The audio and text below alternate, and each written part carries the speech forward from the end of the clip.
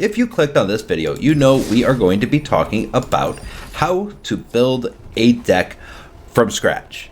Yes, there are all kinds of videos demonstrating some of the decks out there. As you are well familiar, YouTube is riddled with people playing their deck lists on YouTube. You see it all the time. We've got so many examples of that. MTG Goldfish, Covert Go Blue, myself, I do that as well. But how do you build your own deck from scratch? The first thing we have to keep in mind while building a deck is, what is our plan? We can start with an idea where we are using Academy Lore Master and Sheoldred, the Apocalypse, right? And these are really good because with the Academy Lore Master, you're drawing an extra card every turn if you want to. And with Sheoldred, whenever you draw a card, you gain 2 life, right? If you notice, this is an idea that we could build around. We also have Rona, Sheoldred's Faithful, that comes up, and it is in the colors blue and black. This would actually work really well in this deck. But if you notice, these are all very expensive, at least the Sheoldred and the Rona. So to start off, conceptualizing how to build a deck, I want to have a basic idea of what I want to do. I want to be drawing cards and making the opponent lose life. I think it's a fun idea. I also know that it's going to be really good with stuff like the Thopter Mechanic and the Grixian Puppeteer. I think that these are very, very strong cards to have in such a deck concept, but looking around, I'm looking at, we have 7 that cost 2, and then 3 cards that costs 4. And altogether 6, 7, 8 that cost 4, and then 7 that cost 2. Whenever we're looking at this, we have to take mana cost into consideration. If you notice, this is leaning very heavily towards the back end, what I have selected right now. The average mana cost is 3.1, so we either have to fill this front end up with some early game stuff, especially in the 2s and 3s slot, or we have to get rid of some of the back end stuff. We're gonna go look at the deck that won it all last year. They were posted on Arena a little while ago, right? But let's look at Nathan Stewart's deck. If you notice, with Nathan's deck, you have 4 cards that are 1-drops, something to do in the early game. Nice little tempo play with cut down. Maybe later on you could get something else off the field. Duress, you get to look at the opponent's hand. That's the strongest part of Duress. You get to see what the opponent has and what they're playing, right? And then you jump into the big bulk of his deck, which is these 2-cost spells with Infernal Grasps, 3 Make Disappears, Abrades, Harvesters, and Reckoner Bankbuster. Then for 3, he has one of the strongest cards in the game, which is Fable of the Mirror Breaker, Corpse Appraiser, one of my favorite 3-drops in the game, and 1 Lily, just for grins and giggles. Notice that the back end of this deck has very little in it. If you're having a creature that costs 4 or 5, it better be a fatal card. That card better be fatal to your opponent if they do not deal with it. Sheoldred fits that bill perfectly. And so does Invoke Despair for 5, 4 black, and a generic. Our target opponent sacrifices a creature, sacrifices enchantment, sacrifices a planeswalker, and if they don't, they lose 2 life and you draw a card. So you get return value from this card over and over again. It's well worth a spot in this deck, and it's the only card that costs 5. You really have to consider mana cost when you're going into these matches. For that reason, if it's good enough for Nathan Stewart, it's probably good enough for me. There are some major exceptions to that rule, but for the most part, that's what you could really think about doing. For that reason, I'm going to really think about what I like better out of these 3 cards. And let's take a look at them, right? The Grixian Puppeteer is when you draw your 2nd card each turn, opponent loses 2 life, you gain 2 life. That works really good with the Academy Lore Master, and it is for Brothers War, and I really want to try out a lot of the Brothers War stuff. Then, and to boot, for 3 generic and 1 black, you get a 4/3. Typical power and toughness you're looking for on a creature that costs 4 is a 4/4. Anything less than that is a little bit underwhelming, and you have to make sure that the effect is good enough to justify putting it into the deck. I think that this card almost is justified with being a 4/3 though, because especially his second ability, when he dies, return another creature card with mana value 3 or less from your graveyard to the battlefield. So if he gets killed, he replaces himself with something else that costs 3 or less. In this case, it could be an Academy Lore Master, or it can be a Thopter Mechanic.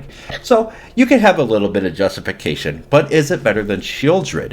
For 2 black and 2 generic, it has Death Touch, which is kind of ridiculous with it being a 4/5. That's a really big Death Toucher, right? I mean, it basically kills everything anyway, but with that Death Touch, it makes it even that much more dangerous. So first off, that is fantastic stat lines for this card. Death Touch 4/5 gets rid of anything and is able to effectively block most things on the field. And then whenever you draw a card, you gain 2 life. When an opponent draws a card, they lose 2 life. That actually makes Academy Lore Master that much better, because not only are you being able to draw your second card every turn, your opponent isn't going to be able to unless they want to pay 4 life in order to do that. So this is a really good card in a deck with Academy Lore Master, and it works perfectly with our idea. Same with the Gixian Puppeteer. Now, let's look at Rona for a little while. First off, Rona is a little bit hard to cast, but it isn't uncommon, so it's easier to get your hands on Rona Shieldred's Faithful, which actually boosts its desirability in any given deck, if you think about it. But let's look at its effect. Whenever you cast an instance or sorcery, each opponent... Nope. Oh, this is the wrong card. Let's go back, remove that. Quasar. This is the card I was looking for. Now, this is another card that I really did think about in this deck. So whenever you draw a card, target opponent loses 1 life and you gain 1 life, right? But with the kind of build that we're working on right now, we have a lot on this back end. 6 is an awful lot to have on the back end of a deck like this. It means that your mana curve is going to be slightly more expensive, and we would have to splash white for that as well. So it kind of takes away its desirability unless we wanted to run things like the Phyrexian Missionary. What do we want to add to this? And do we actually want to have the Gixian Puppeteers, or do we want to go down to 3 copies of good old Shelly here? And as we look through here, we're looking at things that actually draw us cards. Most likely stuff like Combat Research I like, and that lowers the mana curve a lot. I'm going to add a couple in here. We're not saying we're going to play this card, but we just want to have it in here just to see it. We definitely want to have these Considers in here. Nice cheap way to draw cards. And we want to actually put other ways in here to draw cards. And notice whenever I'm doing this, that I am reducing the mana cost. The mana cost went from a little bit over 3.5 to now 2.2. This 2.2 is a very doable deck. If there was such thing as a 32, 33 card deck, this is all we would need. And I think that this would do fairly well. I mean, there's not enough ways to draw cards that we would just mill ourselves to death. But hypothetically, these cards all kind of work together to a common goal.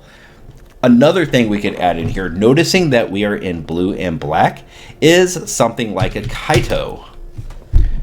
Yeah, add a couple of these Kaito Shizukis in here, right? Because the first thing that he does is he draws a card, then discards a card unless you attacked this turn, right? So not only are you forcing aggression onto your opponent, you get to draw every single turn. Same with the Academy Lore Master. By the way, this is going to be a deck that I'm going to be highlighting very soon. I think it's kind of it's a concept I've been working on for a while, but I just wanted to show you guys the process on what I go through in order to actually build out a deck and build it out well. Yeah, so this is all well and good. So we have Kaito Shizuki, who is able to draw cards, Academy Lore Master, who is able to draw cards, the Thopter Mechanic, who, whenever you draw your second card each turn, you put a 1/1 counter on Thopter Mechanic. When he dies, he replaces himself with a Thopter artifact. And In the back end, you have Gixian Puppeteer and the Shieldred the Apocalypse. Really good ways to just have a draw engine that's constantly going to be pinging your opponent for damage and gaining you life. So that's what this stuff back here looks like. But if you think about it, we are very heavy in things that are not instances at all. And Academy Lore Master thrives best whenever you have a lot of instances you could cast on your opponent's turn. So, how do we get there? Even though I would love Academy or Invoke Despair in here, it is a sorcery. Therefore, we could not draw our second card with Academy Lore Master. I'm just going to shove 2 in here just in case because it's just such a good card. It's just such a strong card. But I don't know if it's good for this particular deck or not. Another thing that you're going to be doing if you're going to be building your own decks is whenever you go into stuff like this, you could cut cards out. These cards don't have to stay. Like, I'm probably going to go down 1 Lore Master here just to make sure that we're not just drawing multiple Lore Masters and then that's the game. Rule of thumb is if you have 4 in your deck, you will almost always draw one of those 4. If you play 3, you are likely to. If you play 2, it's a nice little backup plan. It has some sort of control or something like that. And if you only have 1 of, it's splashing in for very particular decks that you're trying to have some sort of answer for. What else can we do? We need instances and sorceries. No, not sorceries. We need instances. So we're going to come over here and we're going to click instant. And we're going to look around a little bit more and see what else we could use to benefit us. We definitely don't want stuff like Impulse. Let's just look at the top 4 cards, put 1 of them into your hand and the rest on the bottom. The text that reads, put 1 of them into your hand, is why this card won't do well in this particular deck. So another thing that we have to keep in mind whenever we're playing this kind of a deck is that we're going to be very susceptible to things coming onto the battlefield and us not being able to deal with it.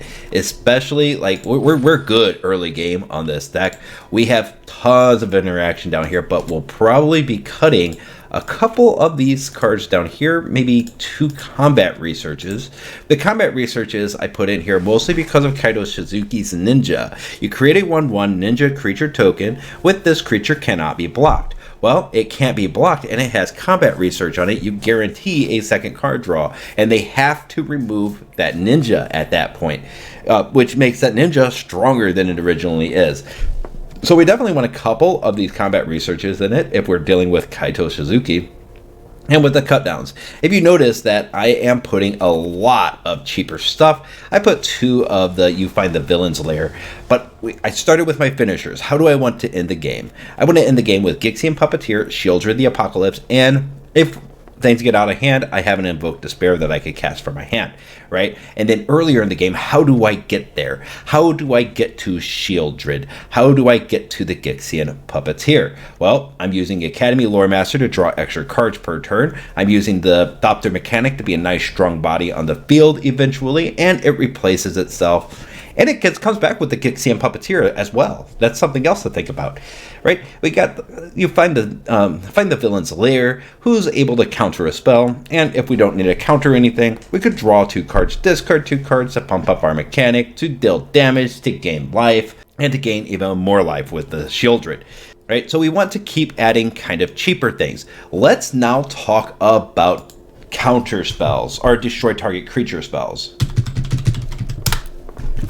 This is kind of what we have in black in order to destroy target creatures. We have Cut Down, You Are Already Dead, which could be good. In this deck. You do get to draw a card. You get Cast Down. You get Cruel Cut. Defenestrate. Hero's Downfall. Murder. A couple of copies of Murder, actually. Let's just go ahead and do this. Those are basically your straight up you destroy target creatures. This is not talking about exile at all. This is just destroy target creature. Right? Now let's look at some of the strengths and weaknesses of each of these cards. Go for the Throat, in my opinion, is a very strong card. In fact, probably a little bit stronger than Infernal Grasp in some ways. In other ways, it's actually weaker than Infernal's Grasp, right? So Go for the Throat is destroy target non-artifact creature. So it has limitations. You could basically say that the main mana cost for the base mana cost for destroying a creature is 3. So Hero's Downfall, destroy target creature, or Planeswalker is very good. The card that is the baseline is Murder. This is a very classic card and is used in all kinds of situations in Historic and in Standard. And this is your baseline. 2 black, 1 generic, destroy a creature. Anything less than that is going to have some sort of drawback. Like Infernal Grasp has a drawback of losing 2 life. Go for the Throat has a drawback of not being able to target artifact creatures. Artifact creatures are very strong in today's Standard environment. Therefore, this card is situational at best. I would actually use this more along the lines of a sideboard card, but a card that's very necessary. Because if we could get away from this losing 2 life, then we're going to do it. But I am going to add a couple of Infernal Grasps to this deck, possibly even 3. Though I don't want to get choked up on removal spells. That's another thing. I've seen a lot of decks out there that have removal spells, but they don't have any way to actually close the game out. There's a such thing as too much removal. There is a such thing as too much control. If you take a look here, 12 creatures, a lot of my decks are going to only run 12 to 16 creatures. That's because I like to play pretty heavy along the side of control. I know a lot of my decks that I throw out there, I have a lot of creatures in them, but I am more comfortable trying to control the battlefield to some degree, and then later on throwing down that shield grid and smacking the opponent until they're dead. But the baseline for what we want is going to be 3. This being a little bit cheaper, I am more than happy to take 2 or to pay 2 life to destroy a target creature, especially with all the life we're going to be gaining with Shieldred and the Gixian Puppeteer. We also need to think about, do we want to have, we have draw cards. If we look at all the draw cards, we have 1, 2, this is 6, 9, 12, 14 cards in a 60 card deck that are going to be drawing us some cards in some way or another. And one's a body, which is really nice. We don't want to choke too much up on removal, so what we are going to be doing is actually thinking about what we're going to be likely to be seeing out there. Well, we're going to be seeing a lot of artifact creatures, in my opinion. We're going to be seeing a lot of mono black, and we're going to be seeing a lot of mono blue. So, if we're thinking about this deck, we could also think about maybe counterspells, because that's another way to keep things off of the field.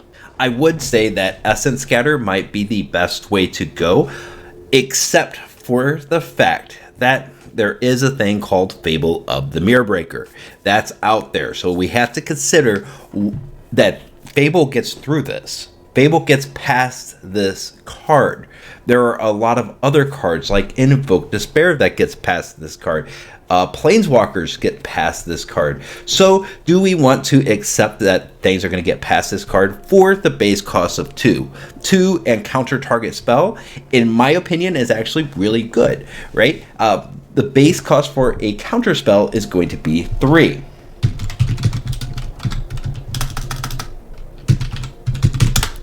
Yeah, so we're looking at 3 for the base cost, as you can see on Dissipate. Dissipate's actually a really good card too, because you get to actually exile it. Airtight Scorn is fairly nice. You get a benefit, like if it's a second spell cost, it costs 1 less to cast this spell, so it could cost 1 blue, 1 generic instead of 2 blue, 1 generic. It makes it a little bit cheaper. Scatter Ray I think is really good, especially early game, but it starts to weaken over time. That's the thing with counter spells, is sometimes you start to lose value over time.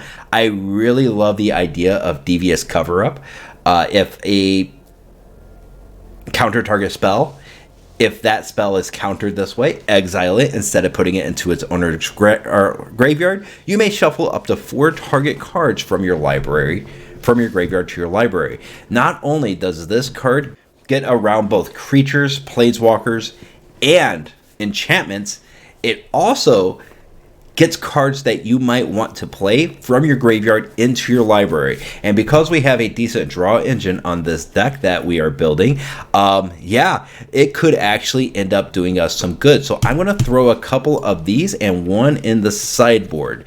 And as we were saying, Scatter Ray can be a very good counter target artifact or creature unless its controller pays 4. It's actually not as good as something like an Essence Capture or an Essence Scatter, but it does have its uses in Standard. We might throw one on the sideboard and a couple of Eartie Scorns on the sideboard. Another card that we should really be considering whenever we're looking at this kind of stuff is, do we have any multicolor cards that we want to be playing besides Kaito Suzuki? Generally,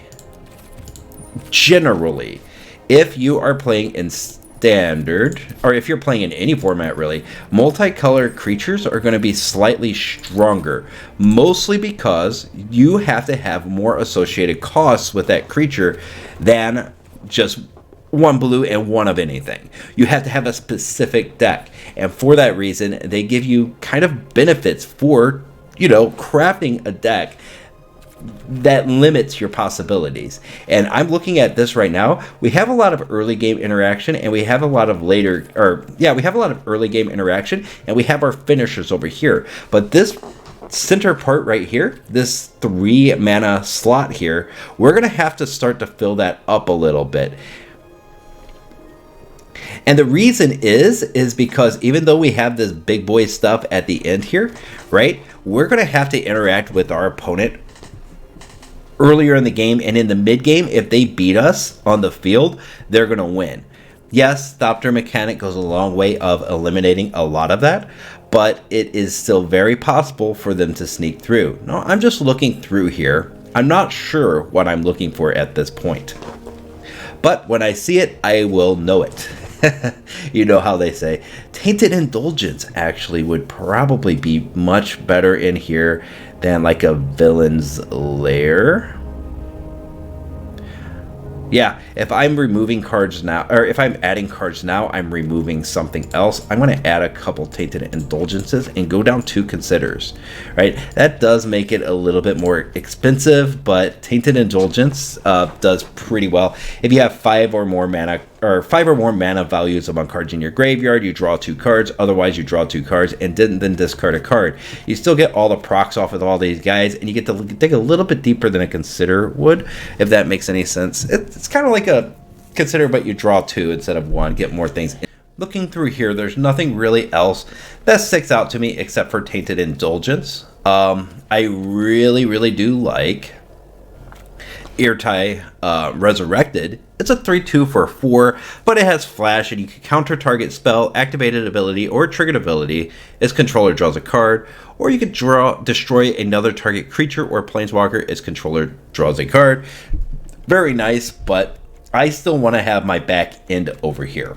I want that to, we're going to go away from that, and I'm going to come over here, and we're going to pick this right here. 3 cost cards. What do we have? Aether Channeler can do some things, but I honestly think that this card is too weak for Standard. When he enters the battlefield, choose 1, create a bird. Yeah, sure. Return another target non-land permanent to its owner's hand, which is probably his strongest ability, and then draw a card. If this had flash, this would be a very good card, but because it doesn't have flash, I don't know if I like it too much, so we're going to definitely change that as well. So we're going to pass up on that. Another thing that we could do is maybe put some Dissipates in this, right? Counter target spell and exile it. That goes along with our exiling here. Oh wait, you find the villain's lair is not standard. So we're not using that. We're going to put dissipates in there instead, and we're probably running 3 of them or 2 of them. We'll run 2. Just to be sure. And we're looking for anything that's going to be drawing cards. I'm just going to put draw in because we're also looking for other things just rather than draw cards. We're also looking for things that get buffed whenever drawing cards does happen. Phyrexian Espionage might be a decent card, but it is expensive if you pay its kicker cost. And its regular ability, just draw 2 cards for 3. I would rather play something like a Thirst for Discovery, which you draw 3 cards, you get to look at one more card, and then discard 2 unless you discard a basic land. You have to make sure you have a basic land in your hand to do this card effectively, but other than that, it's pretty decent. Another thing we could think about is Urza, but it's not really good unless you have a lot of artifacts, and we just don't for this deck, so we're probably going to be passing on that. But we also have things like the Fell Stinger. Now, if you look at this card, it's 1 black and 2 generic, a 3/2.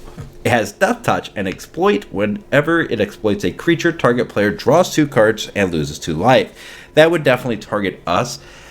But the problem is because I have so few creatures in here, we don't have anything to exploit. If you notice, I haven't looked at Make Disappear at all. I've been playing a lot of Make Disappear decks, and they don't have any creatures, so they can only make disappear for 2. I actually think it's really bad in like mono blue and stuff like that, which is where that card wants to appear a lot.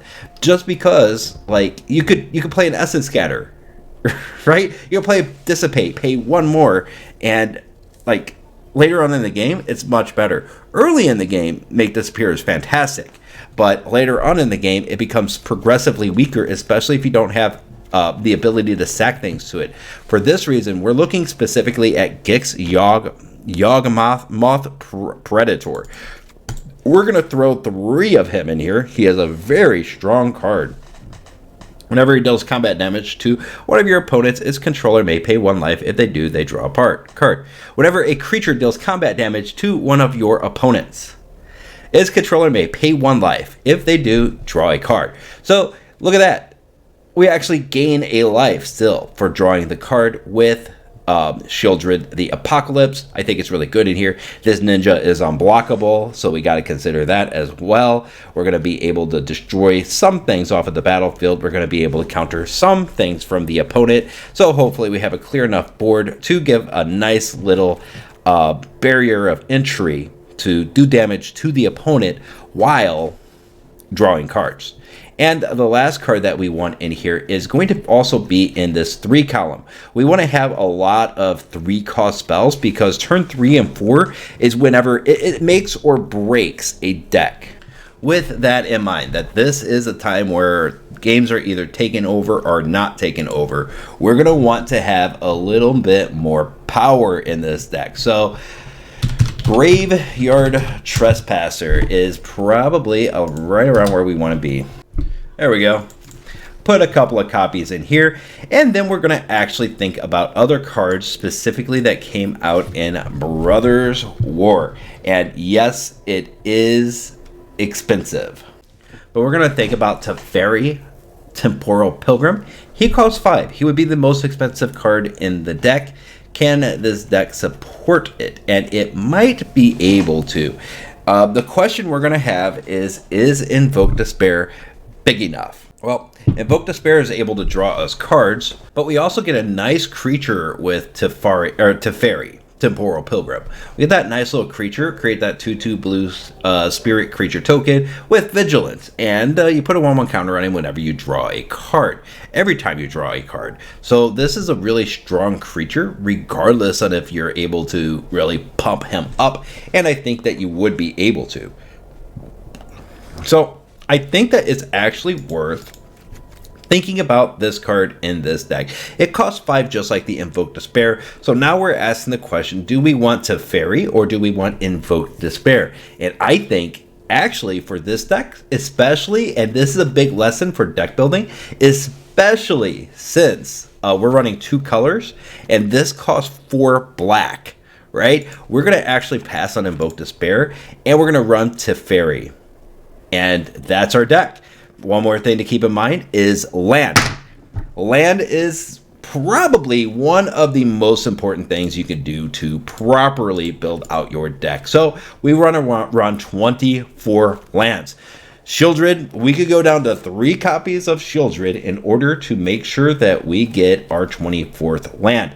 We are ending up with 17 creatures, 19 non-creatures, some nice little power out of into that 3 spot with the Gix, nice little 3/3, and the Graveyard Trespasser, nice little 3/3 with Ward, discard a card, couple of Dissipates to slow the opponent down, couple of Infernal Grasps, cut downs, and the rest of the stuff is the things that benefit from drawing cards, right? So now, what are we going to do with land? Well,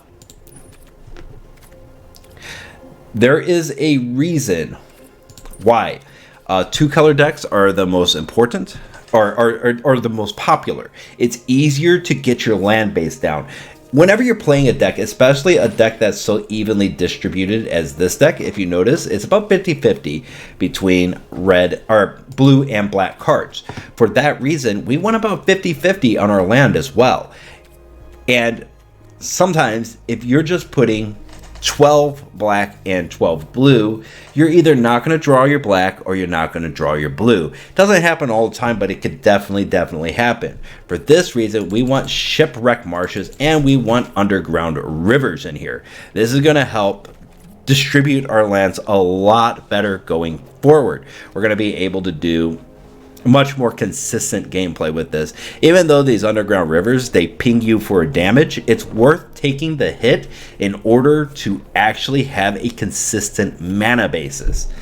Another thing to consider is we have a lot of very interesting lands in Standard right now. More specifically, stuff like Otawara, Soaring City, and Takenuma, Abandoned Mire. Like, Takenuma is very good, so, you know, throw a couple of these in here. Sometimes it becomes land, sometimes it becomes digging into your graveyard and getting something back to your hand. Most of the time, Otawara becomes a land, but just having the option to play a spell rather than playing a land, especially later on in the game, is always something to consider strongly. Like, this is always something like later on in the game, you might not want to be playing lands. You want to be playing big O creatures, getting them from the graveyard onto the battlefield, especially if you already have 7 or 8 lands on the battlefield. These could be held up as an actual spell. The spell effects are kind of decent, like for 4, discard Takenuma, mill 3 cards, return creature or planeswalker from your graveyard to your hand. It costs 1 less for each legendary creature you control, which we have a couple in this deck, so it could be almost free.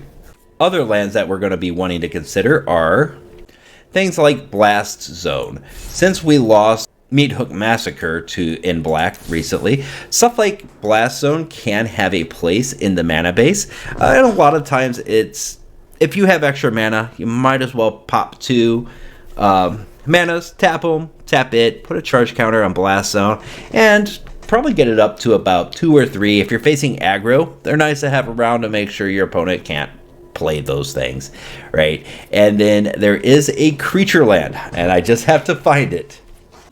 Aha, here it is. Mishra's Foundry. Yep, it becomes a 2/2 assembly worker till the end of turn. It's still a land. This is nice for the end game trying to get the last bit of damage off. Yep, and if you notice, this land base is very expensive. I'm just showing you kind of how to build out a deck from scratch. We have all the cards on this profile, so it's not going to hurt the economy too much. And then for the rest of this, we just want to go in, and if we notice that we are basically good to go when it comes to our sources, right? We could actually just add 4 blues. We got to get the cool ones, right? And then 4 blacks. And that is actually an absolutely well-distributed mana base. Now let's make sure that we have enough sources in each of these. This is 4, 8, 10, 14 sources of blue, and that means we have 14 sources of black. Would really like to see 16, so we might be going down 1 Mishra's Foundry and 1 Blast Zone if we want to be very specific. But if we want to be a little bit greedy, and sometimes I'm a bit of a greedy player, I really am, can't help it, we would want something along the lines of this. I want the 2 Mishra's Foundries, I want the 2 Blast Zones in here, so I'm going to keep them. I'm going to go with 14 of each land source in order to try to be as optimal as we can, and still being a little bit greedy in the process with the Mishra's Foundries and the Blast Zone. The last thing we do before we say hallelujah, let's get into some matches, which will be another video if you're interested. But if you look, automatically, you look at this, and the mana curve did the exact thing that you want to happen. You want this to be like a little bell curve, right? That is skewed to the left just a little bit, because you have to have early pressure on the board at all times. And then as the game advances, be able to play tougher and tougher stuff. And then you have your finishers over here. And we're considering Teferi Temporal Pilgrim, one of the finishers for this deck. Now, that is the basis for how you want to go about building out decks from scratch. You see a lot of decks on YouTube, and I do it too. I make content. I like building decks. I like showing these decks off. But almost all of the decks that I show, I start from scratch. Every once in a while I see an idea and I will go and get their deck, but then I change it dramatically to fit my playstyle. And that's what everybody should be doing. Like, the only reason the stuff that I play works for me is because it is right up my alley. It is my playstyle that I am playing, right? The ideas that I try to present in videos are almost always ideas that will work, but you have to cater that towards your playstyle. And if you want to build a deck from scratch, you have a good idea, you want to build something around Shelly, you want to build something around Gixie and Puppeteer, heck, you want to build a deck around any of the cards that we see in Standard right now, this is the way to do it. Bell curve, bit of control, and the rest of the stuff is going to be part of your engine that you've come out to look at. And this is drawing cards and killing your opponent by drawing too many cards. Yeah, I hope you enjoyed this. I hope you actually got something out of this video. I've been playing a lot in the arena, and I've seen some very awkward cards in awkward places that I didn't think needed to be there. And it wasn't that they're bad cards. They're good cards. You see them all the time on YouTube. But they're good in situations, in certain decks. They're not good everywhere. And for that reason, it's just nice to know how to build a deck. Everything in here has to work together like a well-oiled machine in order to take a victory. One card, Shieldred, cannot win matches in and of itself. It needs things to help it win. Tainted Indulgence helps it win. And Academy Loremaster helps it win. The Thopter Mechanic, Graveyard Trespasser, Gix, these all help Shieldred become stronger.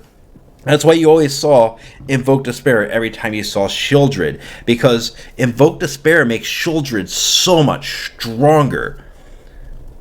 And Shieldred makes Invoke Despair so much stronger. These are cards working in unison. So that's what I wanted to kind of nail down for people in this video.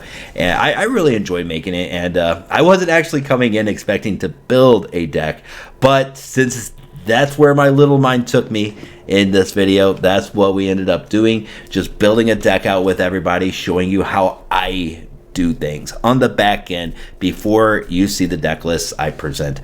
I literally just go through exactly like I just did, throw some stuff together. Now, this deck, I have not play tested it, right? This is the first